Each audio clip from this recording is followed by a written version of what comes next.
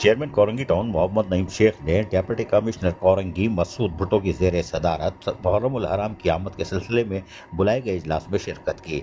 इजलास में SSP Korangi, Pakistan rangers के अफसरान और दीगर चेयरमैन, इमाम बारगाहों के मुंतजमीन, वाटर एंड सीवरेज बोर्ड के अफसरान, सन सॉलिड वेस्ट मैनेजमेंट बोर्ड के हुक्काम, के इलेक्ट्रिक के अलावा Karachi water and sewerage corporation और दीगर लोगों के ये नुमाइंदे मौजूद थे।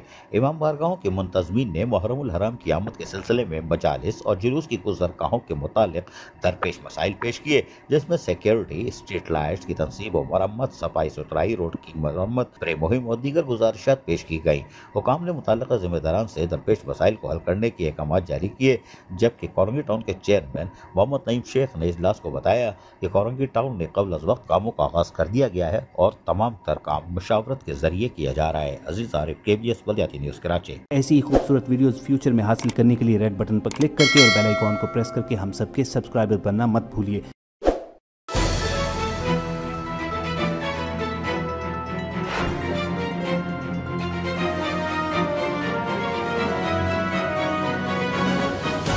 KBS बल्दियाती न्यूज़।